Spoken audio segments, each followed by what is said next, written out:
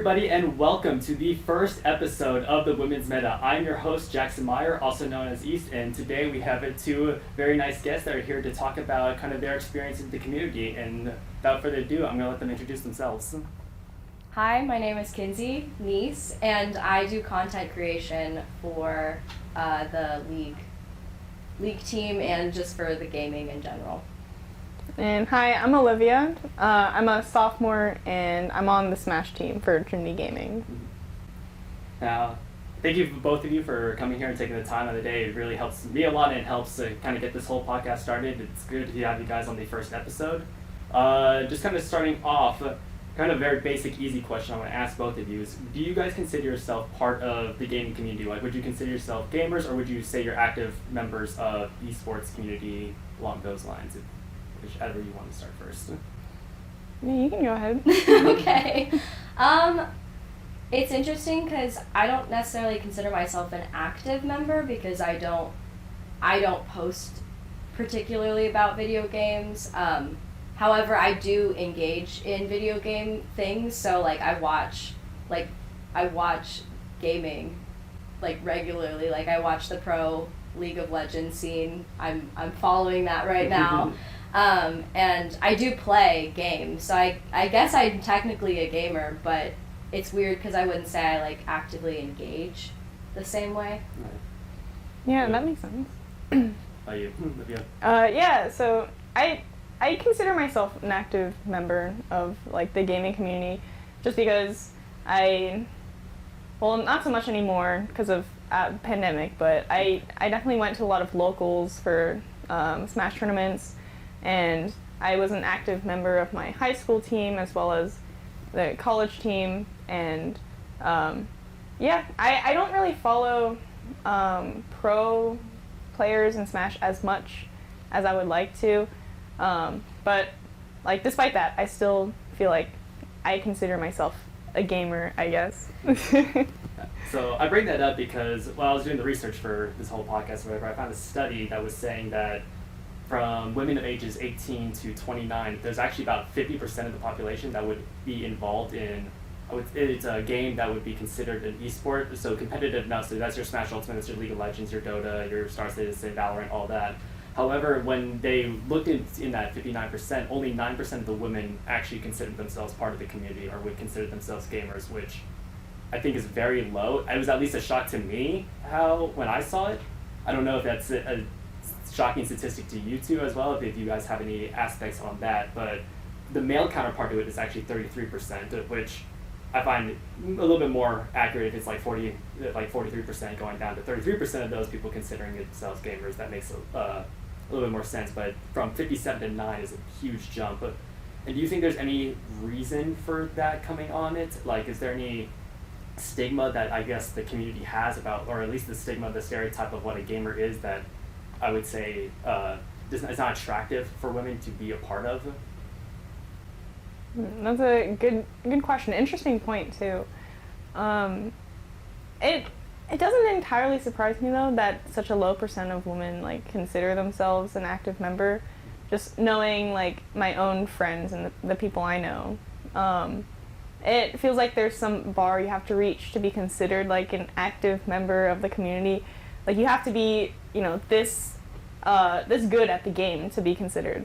But like really there's no like bar, there's no entry level to considering yourself an active member as long as you play the game and you enjoy playing the game, then I feel like that's all that should matter.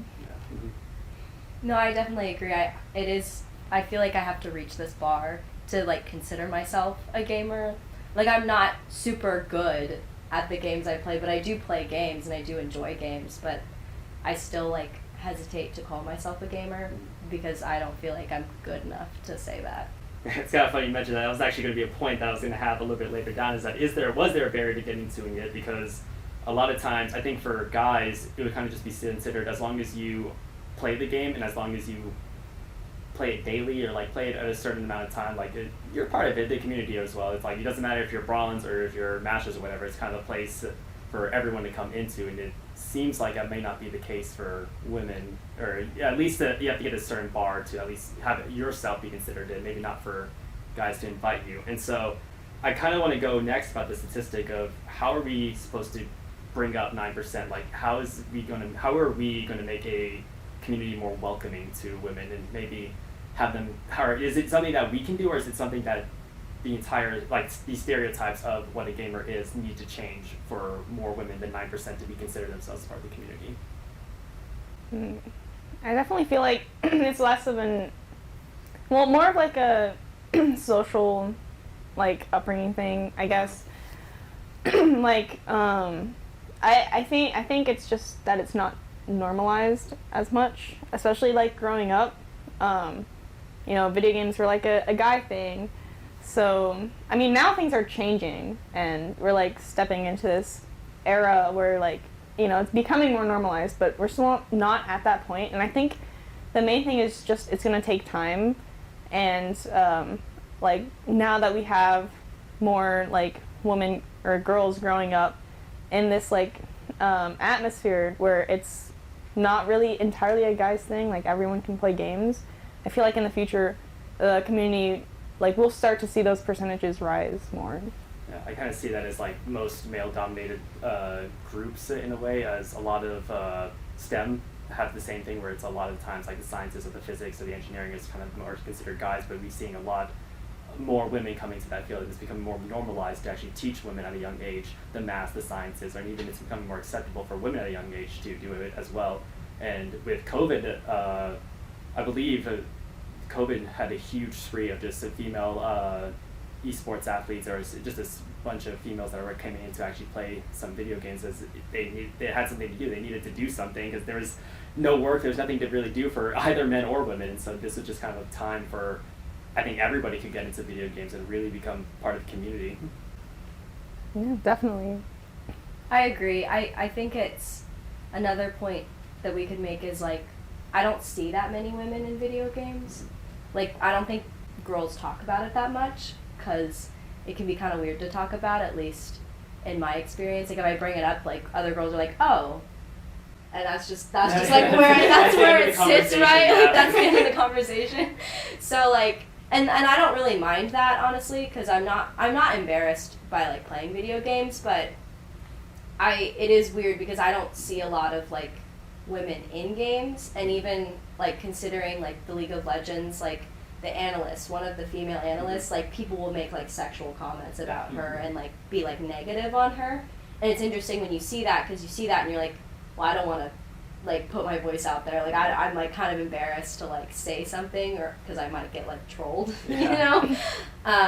So I think that's also, like, I don't see a lot of people, like, respecting women gamers either. I think definitely something with Riot Games, with League of Legends and Valorant, they've actually had a huge upbringing of women coming into these, like, really big roles, and we're seeing a lot of representation for that. I don't see that in Smash too often, and I think some of that's also because Nintendo doesn't have a big role in the esports community. That's part of it, but Riot has a massive one, and they've already been hammered down by a lot of discriminatory lawsuits. They got a lot of work to clean up, and so I think they're trying to work on that. But I mean, we have, like, the Tigress, who's now becoming a host, Avali, who came into the scene really early and was one of the first only as, like, an interviewer, really. And now we have Emily Rand, who's now one of the biggest analysts on the desk right now, and saying, it almost seemed like you didn't want to speak up with it, just because even though, like, that's great representation for the community and it's great to see those women out there, it's like, even though that's there, it almost like you still don't want to, like,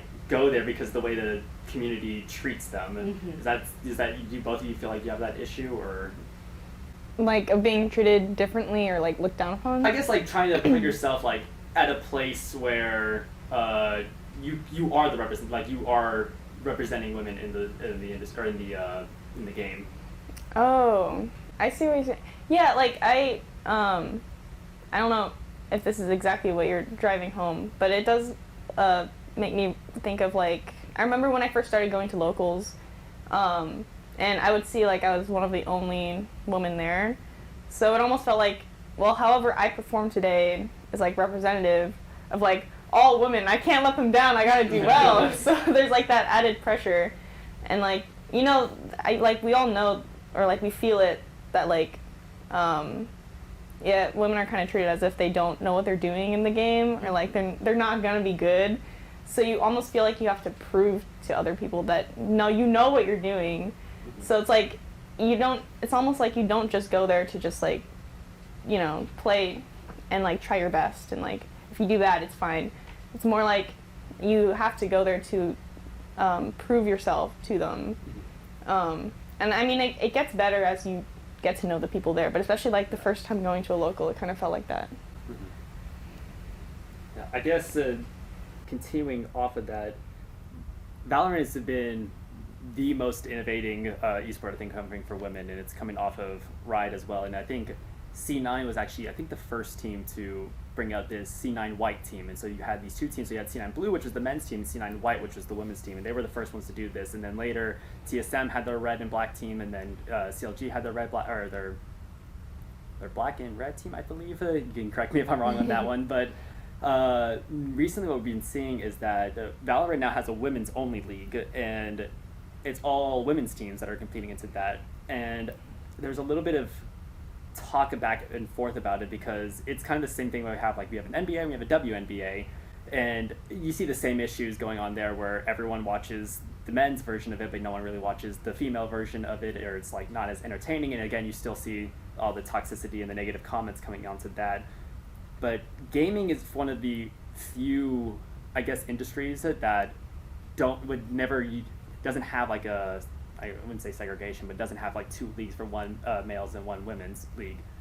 Is that something that gaming should go down? Is that something that that should be pursued, of having these two leagues, or is open play really the way it is? I know coming from Smash, I don't know how it would work if you just had like a women's. There are a couple of women's only tournaments or whatever, but most of the time at like the biggest scene, it's open, and so it's whoever makes it there makes it there.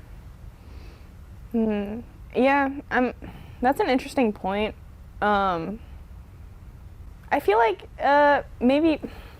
I mean, it makes me think of like. it's a weird thing to think about, because yeah, it's not so normalized in gaming as it is in like other ones. Because like if you want to be the best professional basketball player, you would join the WNBA, and that's how you would kind of be. Now it's like at the same time you got to compete against men as well to compete with women.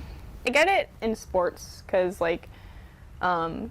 I know, like, for example, I was part of the golf team, and there was a girls' golf team and a guys' golf team, just because guys could hit the ball farther, so, like, it wasn't entirely fair to, like, pit them against each other, so that's kind of why we had the separation. But in esports, there's not really that problem, where no one really has an advantage over each other just because of gender. Though I do think it could be nice to see what happens if we have, like, a women's-only tournament. Just because it might feel more open. I know UT Austin has like a woman in gaming club that's just for women who play games.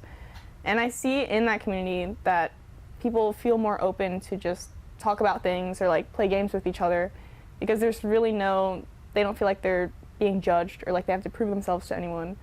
So like it could be interesting to try like a women's only tournament and see what happens. I don't know about like the whole having like a women's only and men's only like league, but it's an interesting idea. I kind of agree. I think it could definitely be a good like transition to getting more women into like a pro scene, or like feeling like they can get there. But also I don't really think it should be like an indefinite thing, just because I do think women can compete against men, especially in video games, because it's not like the same physical limitations, which I think sports like cause. It's tough because I think women like play video games a lot later, start playing later than guys do, just because like when you're a little kid it's like, oh, like boys play video games, girls like do something else, you know. So I don't know, it's interesting because when you look at like the league scene, the people going in are like 18-year-olds, you know, and you're like, what? Yeah, exactly. But like it's because they start so early, but like I don't know if, I mean, I didn't like start that early. Like I played like Super Mario with like my brother and everything. I loved that, but like I wasn't like gung ho like. Yeah, I think actually that might be a good transition, because I think the next question I want to ask you too is like what actually got you into the community, because again only 9% only say that they're part of it, and so I kind of want to ask what got you guys into it. Yeah, so for me it was my older brother. He played Melee with one of his friends when he was like 8 years old, and I was 6 years old. So we got the game ourselves, and ever since then we've just been playing video games together. I mean, he's the reason I got into a lot of my interests. And I do think if I didn't have like a brother, I probably would not have gotten into video games, because it is like you said, like when you're young, it's like the boys play video games, girls do other things. But like because I had that brother and he was playing video games and I wanted to play with him, that's kind of how that happened. Yeah, for me, I did play video games with like my brother. We played like the Lego video games. I played all like actually. Those are great. So I like played all like the Wii games because we had the Wii, but like I never played like multiplayer stuff, right? And then I remember my brother kind of got into like FIFA, and he got into GTA, and I was like not really as into that because like some of it's violent, and then like I don't understand FIFA, like that was kind of boring to me, right? Yeah. So like I didn't really know like what video games were out there, and I remember when Fortnite came out, I was like very resistant to even like touching that game because I was like, no, I'm not gonna play video games, you know, which is like terrible.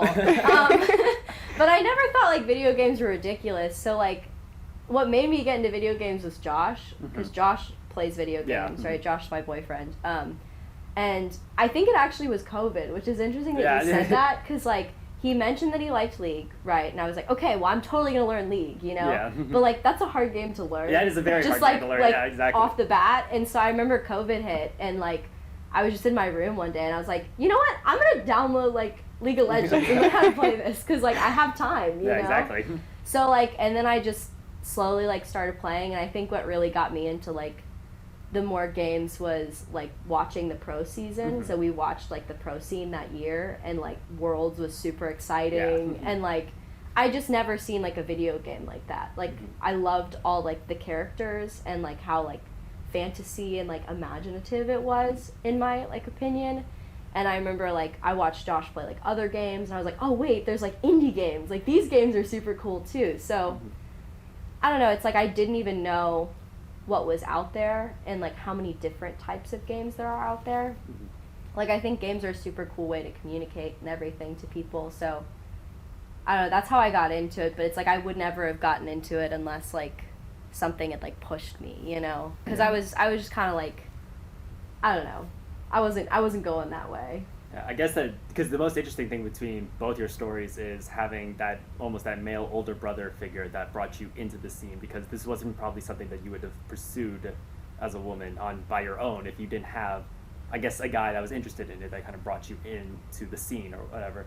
And so I guess in a way, does it come down to the men that are in positions of power in the industry? That is it up to them that they have to be the ones to bring the women, that have to invite the women into the scene, or is it something that the women need to step up, or women need to be in the positions of power to have the representation is the representation of women more encouraging for you guys to come into the community, or is it something that maybe guys have to, in the positions of power, have to say like, hey, look, this is something that everyone can do. You are very much welcome to invite you into this as well. Is it a mixture of both? I mean, obviously, in a perfect world, both would be the best thing that happened. But I guess if we have to choose one or the other, what would be more inviting for you to come in?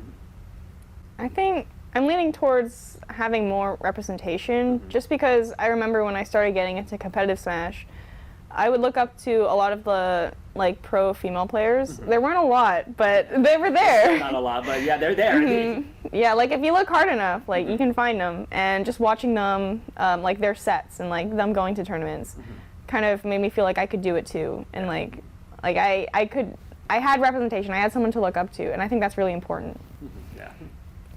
I agree. It's interesting because I almost lean more towards like the male part of it, because like it is I think important having like someone there who is encouraging, and I do think that is men or women. Like I think women should be like encouraging of each other to come into like gaming, and I think guys should be encouraging, because like I don't know, it is kind of that stigma that like if you're a girl you're kind of like bad a little bit. And I know it's tough because like coming into League of Legends, and I'm still bad at it, but like I'm learning how to play the game, and it's a really complicated game. It is yeah. And so I think because I'm not like this amazing player, people attribute it to me being a girl a little bit, you know, like they're like, oh, you're a girl, like, and then they kind of are like associate me with being bad because I'm a girl, not because I'm like I've never like legitimately played video games, and so I'm like learning something completely new. Yeah, I definitely have that experience whenever like some of the video games I play, or especially if I have a voice chat. So when I play Valorant or whatever, it's usually if someone's like a woman's giving out a call out, it usually doesn't end well for that. And so a lot of times they just kind of stay silent, even though some of them are very good at the game, and a lot of them are better than most of the players playing on the game, and so they need to. It's hard for them to step up in when you have such a toxic environment to step up in, and it's going to kind of lead to how do we combat this toxicity. There will be a bunch of sources on the screen for studies that were saying toxicity is the number one issue in esports, and it's the number one issue in gaming, and I don't think it's going to change anytime soon, realistically. And the only thing I think we can do is we need to find steps moving forward of how we're going to combat some of this. And so I want to kind of get your guys' opinion on what is that first step? How do we combat this toxicity that is just kind of seen as almost normal, as almost like it's for fun at this point. Like it's not even like looked down upon at this point. It's just kind of like, aha, that was kind of funny. Like, you know, it's almost encouraged even. And so what do you guys think is the way to combat some of this toxicity, if you have any ideas? Yeah, I mean, It's that's a big question. It's a tough pill to swallow. I don't have the answers either for this. So honestly, yeah. I mean, I personally, I'm lucky that I haven't had to face too much toxicity, and I think a big part of that is just because Smash tournaments are all in person, and like it's harder to be toxic to someone who's right in front of you. Yeah, it's a lot harder. Yeah, and but I know like a lot of my friends, like one of my friends plays Valorant, and she's pretty good at it, but she never wants to talk, or like she even turns off, like just like mutes, because she doesn't want to, like she knows that if she talks, like, you know, it's not going to end well, like you said. And that's a tough game for Valorant too, because that is all about communication, exactly, and like call-outs and things. So, like with League of Legends, you have to ping so that you can do whatever, but you really can't get away with that in Valorant. Like you need to talk, and just to have, you should not be able to talk at all is like completely hinders your experience and your gaming, your skill as well. Yeah, it's just not a good time. And I don't know. I thought about it a lot. Just the only solution I know is kind of what I was saying earlier. Just I feel like with time, people will be more accepting towards like women in gaming, but I can't think of any like specific steps to take unless you can think of anything. I mean, it's funny, I was thinking about this the other day, because like I'm still taken aback by how like negative people are in League of Legends. Like I've never experienced that before, right? And like I was playing a game like an ARAM as like Olivia or something with Josh, and it was like my second time playing the champion, right? And like this Vi girl on the other team was like, wow, that Olivia should not have won. And then he tried to like friend me, to like direct message me to like negative things. I was like, what the heck? Like I'm learning how to play this champion. Like I'm not like, I'm legitimately trying as hard as I can. Like it's just, I don't understand like why people are so negative. I mean, I was like, I wonder if you could like, you know, the kill them with kindness kind of thing, right? Like I don't know if you can, if there's a way that you can be like, you comment like positive things about what people are doing, because like how can people be mean to you after that? I mean, they still can. People are kind of buttheads, to be honest. But like, I don't know. It's a hard thing, because people like over the screen just are so like, they can say whatever they want. They say whatever they want. Like I know in person no one would ever say those things to me, but like it's kind of just sad. So I don't know what to do about it. I feel like I'm going to try to be nicer while playing League to people, and hopefully they'll be nicer in return. Yeah. I think looking at, there's another study, it'll be on the screen as well, that took a look at social inclusion theory, which is a communication principle that looks obviously about social inclusion to see what's the proper way to bring minority groups into a community. And a lot of them were saying, obviously representation is the issue, but again, Kinsey, you mentioned at the point that like, we have some representation in Valorant, we have some representation in League of Legends, and there's still toxicity, and they're more open to the toxicity because they see the women on screen. And I don't think that's something that, almost in a way, if you want to combat the toxicity, you almost like ignoring at that point, because it's like you can't just like, oh, fans didn't like her for being on the screen, we have to take her out. Like that's not the direction that they go. Like they have to just stay there. And I think eventually when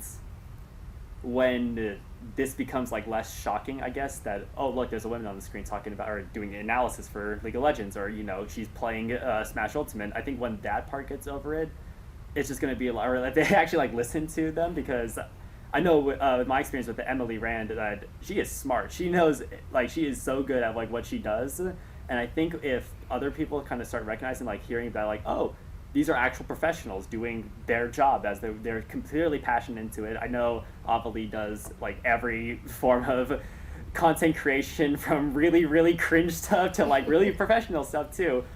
And I think even going from on the Valorant side with some of the professional women that are playing esports, like they're really good. They are really, really good. And a lot of content from the organizations like Cloud9 or from TSM in general are actually creating content for them, and so we can actually see their personalities. We can see that like, oh, they're just, I mean, they play the game, they get frustrated just like everybody else, they're funny like everybody else, they like to shit talk, like it goes that way back and forth, and everybody, I think the more normalized it's going to get, hopefully that solves some of the toxicity issues that we could see. And I hope you two could probably agree with me on that one, if that's kind of the direction we need to head.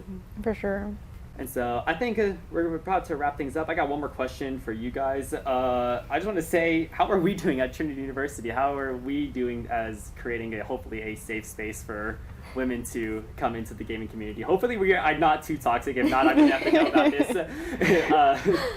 Hopefully I'm doing everything all right it is to at least bring more women in, because I will say, actually, after COVID, I think that's one of the things I've noticed is that there has definitely been a lot more women in the gaming club than there ever was before. Like even when every time we get what's it called, like the club fair, where there's always more women coming every year that are talking to us about like, oh, what do you guys do, what the esports side of it, or like what kind of games do you play. And it's always not like the stereotypical like, oh, the girls playing mobile games or whatever, like gamers are on this like, no, like they're actually like they're talking to me, they're like, oh yeah, I'm like Diamond in Valorant, and I'm like, oh yeah, like, oh, yeah, like join our team please. Like please, we need people helping out here.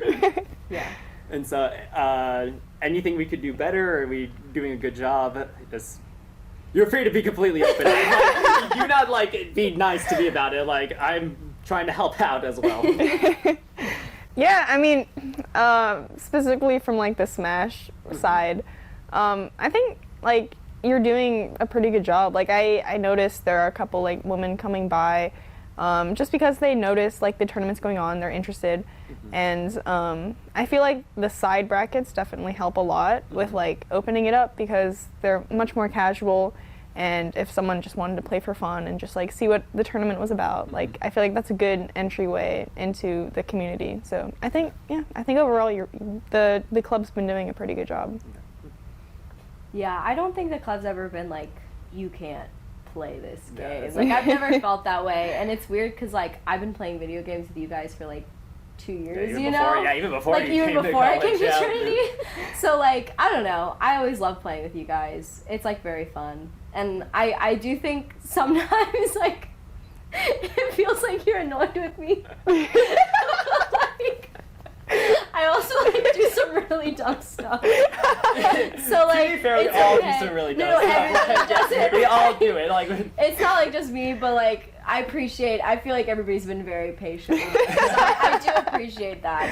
I know it's interesting because I would like to learn how to play Smash better, but I don't like know how to do that, and I would not compete so I don't know. I think it's hard. I think the one thing that's hard is like it's hard to learn how to like play video games, if like someone's interested in the gaming club or like they're interested in gaming in general, it's a really hard like transition into that, especially if you haven't played video games. So I don't know if you can really do anything about that with like the club, but I think like casual playing, kind of like what we do, and like it sounds like the tournaments for Smash, like I think that's a great thing because it kind of invites everyone. I guess almost brings up another point. I know I said I was going to conclude this, but it actually just got a really good idea that popped into my head. It's like, at least because as you guys were saying about, you guys wouldn't consider yourself part of the community because it's like a barrier of skill you have to get through. And so some of the casual play kind of, I guess, almost eliminates that. It's just like that stress of like, oh, I got to be good to like be considered, Mm-hmm. one of the people that are in this. However, I think I almost want to look at like oh my god, what's the word of it? It's called there's an actual theory in communications, and this is going to be bad because it's a communication project, but I can't remember what it is. But user gratification, I got it now. So there's like user gratification. So there's a reason why people play video games, obviously, and I think for guys, a lot of it comes down to some escapism, or like I needed some time to relax, or like I wonder if that's similar in girls as well. If at least some of the competitiveness of maybe we can play games a little bit more casually because we're not too like in our heads. We're not like, oh, I got to be this good to be like considered respect, or like have have respect over everything. But I'm sure you guys have like games that you play that are like just kind of your wind down games along those lines as well. But I wonder if maybe just like a further study of my research as I kind of continue this podcast series to look into to see if if there's any user gratification for women that's like, is the theory, or like not the theory, but is the idea of like I got to be this good to be respected into the community, to like have my voice heard, is that overshadowing the aspect of I just want to try to play a game for fun. Like I got 20 minutes to kill. Like I need to, I need to get some de-stress. If I have like 5 tests, like I need to get that out of the way and just calm down a little bit. Yeah, I mean, I think specifically for like the games I play casually just to wind down, they're like much less competitive, and they're typically more like single player games. So I definitely don't have. I think that helps in like not feeling like I have to be have a certain level of skill. And especially because I just play a lot of games with like my brother and my friends, and like with them, like I don't really care like how good I am. Like we're just playing for fun. So I think, at least for me, it's more in like the competitive side of like Smash or other competitive games where I have that feeling of needing to be a certain level. I think for me, that is something that sometimes holds me back, because sometimes I legitimately do kind of just want to like play a league game. Mm-hmm. But I do get like really fearful of even playing an ARAM, which sounds ridiculous, because I'm like, I might lose the game for my team and they might be mad at me. Mm-hmm. And like I don't really care about losing, to be honest. I kind of just like playing because it's like a fun thing to play. But sometimes I'm like, oh, that's a bad use of time, or like, oh, it's gonna end badly. Yeah. So I'm kind of like worried about it. So I'll like wait for Josh, or I'll wait for like a group to Mm-hmm. play Okay. instead, because I feel safer. Yeah. A little bit. Yeah. Yeah. Well, anyway, that's going to conclude the first episode of the Women's Meta. Thank you guys for checking in and listening. Thanks to both of you for coming in, giving your stories and sharing content. It was a great help. And their socials and all their work will be somewhere on the screen. I will post if you guys want to come check it out. If I get their permission, obviously. They just can go and check them out and just to kind of come support into some of the Smash tournaments as well. Definitely happy to have a nice run to go into coming into SCAC as well. Almost. Oh yeah. Yeah, almost there. Our top 5 are about to be solidified, so it's going to be exciting. Yeah. So thank you for coming. Thank you for watching. Again, like, comment, subscribe. Please, if you have any comments below of what we should talk about next, do mention that in the comments. We'll take a look at it, and I can't wait to bring more guests in and talk about some of these issues coming on the next episode. Thank you, and we're signing off. Thank you. Thank you.